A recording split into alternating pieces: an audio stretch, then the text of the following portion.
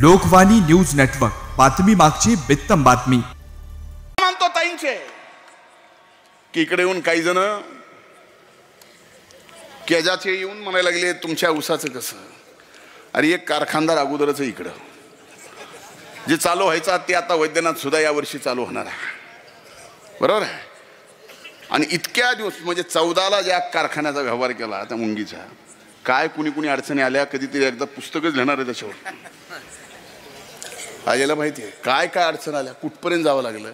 शेवटी तो कारखाना त्यांनी दिला, कारण मी त्या कारखान्याच्या मागं तुमच्यासाठी इमानदारीने लागलो होतो. बँकेच्या लिलाव्यातून मिळाला आणि पुढच्या वर्षी ते सुद्धा कारखाना अतिशय चांगल्या पद्धतीनं उभा तर करणार, चालवणार पण फक्त तुमच्यासाठी. त्या आम्हा कुणाला भाकर मिळेना का खायला. जिजाभाऊ काय अडचण आहे तुम्हाला? त्याला काय अडचण आहे? भाकरच नाही वापसा कारखान्यात चालवाच लागतंय. मला असं काय आहे का? कशासाठी? का तर मी एकट्यानं मोठं होऊन जमणार नाही. या मातीतल्या प्रत्येक माणूस रस्ते, नाल्या, पाणी, दिवे, बत्ती, घरकुल, आमक तमक, रोड सगळं होईल. पण हा सगळा विकास जर केला तर प्रत्येकाचं उत्पन्न दुपटीनं नाही 5 पटीनं वाढेल. विचार करा. माझ्या इथं आता मला माहित नाही का शिरसाळ्यातल्या लोकांनी असं लोकसभेला केलं. मला एक सांगा, एक संकट आलं होतं या शिरसाळ्यामध्ये. किती वीट भट्ट्या असतील? 650. काही गोष्टी मी मोजीत असतो, त्याच्यात ईट भट्टी एक मोजतोय अख्ख्या परळीत 28 आहेत. 650. एक संकट असं आलं की तुमच्या 7-12वर बोजा टाकला आणि हजाराचा नव्हता, लाखाचा होता का नाही? लाख. त्यावेळेस त्या सगळ्या ईट भट्ट्या काही एका जाती धर्माच्या होत्या का हो? रुपया तरी तुमच्या 7-12वर बोजा पडू दिला का? त्यावेळेस तुम्ही काहीच नव्हतो, काहीच नव्हतो. मग ह्या सगळ्या गोष्टीचा विसर, जातीचं पातीचं धर्माचं राजकारण आलं की तुम्ही विसरून जाता.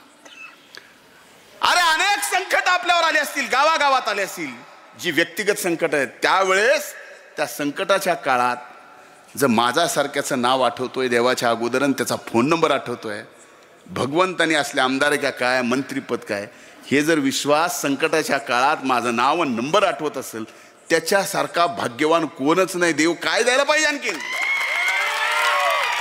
काय द्यायला पाहिजे? म्हणून आज मी आपल्याला एक सांगतो. आज ही सांगायची वेळ आली आहे, कारण 17 तारखेला यावेळेस मी ठरवलंय फॉर्म भरायला सुद्धा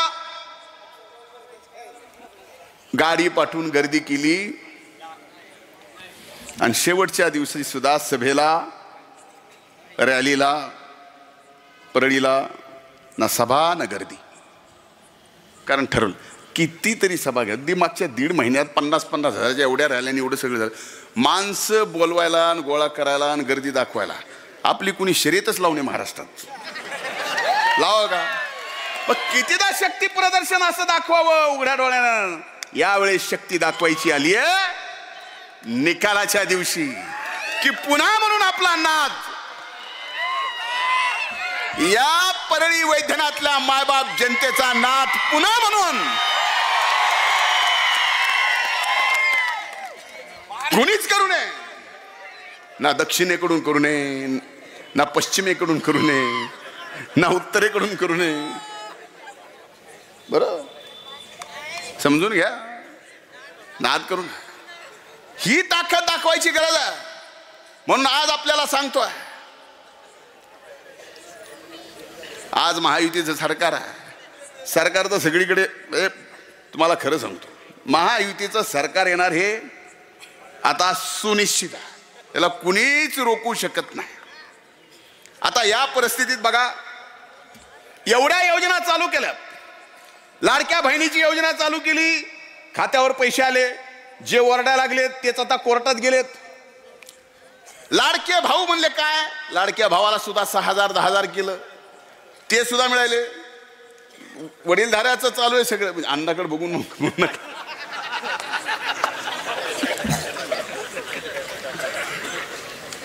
सिनियर सिटीची योजना तिकडे बघून ना, स्वतःकडे बघून केली तर चालत. आता हे आमच्यावर टीका करणारे म्हणले शेतकऱ्याचं काय, माझ्यावर आरोप झाले. म्हणजे कृषी मंत्री, मला कृषी मंत्री झाल्यावर कळालं की याच्यासारखी टीका कुठल्याच खात्यावर होत नाही. खरं सांगतो, पावसाळ्यात पाऊस एक दिवस जर जास्त पडला आणि रात्रीचं लाईट जरी गेली, तुम्ही बांधावर असताना दाऱ्यावर, तुम्हाला दुसरं कोण आठवत नाही, मलाच गुचक्या लागतात. गुचक्या का लागत असतील आठवण, हा म्हणजे कसल्या भाषेत आठवण होती माझे मलाच माहिती, मनातले मला तुम्ही काय म्हणतात. पण ते म्हणलं कृषी मंत्री काय केलं. अरे मला अभिमान वाटतो सांगायला, या देशात एकमेव महाराष्ट्र राज्य आहे आणि कृषी मंत्री झाल्यानंतर 1 रुपयात पीक विम्याची योजना आली. गेला खिशातून तुमच्या रुपयाच गेला ना. पहिले सोयाबीनला किती जायचे, 1250. कापसाला खिशातून 1650. बरोबर सांगायला का नाही. आता याच्यात सगळं रुपयात आहे आणि रुपयात मिळालंय. काही ना काही तर मिळालंय. जंगली रम्मीत जेवढं मिळत नाही तेवढं तर मिळालंय. बघा एवढे हसले म्हणजे सगळ्याकडे हाय का नाही. इथं बसून सुद्धा सभेत कोण खेळायला का काय. ही परिस्थिती आहे. 1 रुपयात पीक विमा योजना आणली. ते म्हणले शेतकऱ्यासाठी काहीच केलं नाही. अरे आज PM किसान सन्मान योजनेचे 6,000 केंद्राचे चालू होते. कृषी मंत्री झाल्यानंतर नमो शेतकरी सन्मान योजना 6,000 राज्याचे चालू केले. 6-12 झाले. आता आदरणीय मोदी साहेबांनी सांगितलं म्हणले ते आता 15,000 करायचे. आता तेवढे राज्याला करावं लागणार. खिशात आले किती, येणार किती. आता बघा, पहिले 4-4 हजार येत होते, 2-2 हजाराचे. आता 15,000 होणार आहेत. आणि एवढ्यावर नाही, महायुतीचं सरकार येणार आहे. आज शब्द देतोय, आणखी नाही मी कृषी मंत्री आहे. महायुतीचं सरकार आल्यानंतर 3 लाखाचं सगळ्या शेतकऱ्यांचं कर्ज सुद्धा माफ होणार आहे. एवढ्यावर थांबलो नाही. म्हणले लाईट लय दिवसापासून आपण बी लय मोर्चे काढले, मोफत लाईट द्या, मोफत लाईट द्या, मोफत लाईट द्या. झाला निर्णय. आणि असा निर्णय झाला की ना मागचं भरायचं आणि पुढचं येणारच नाही. आता ह्याचा आनंद तुम्हाला कुणाला झाला नाही. याचं कारण आपल्याला या बिलाची मागचं काय हे बी माहित नाही, पुढचं काय हे बी माहित नाही. मोटर तर चालू आहे. खरं का नाही. असं कुणाचा हातवर करा बरं. घ्या.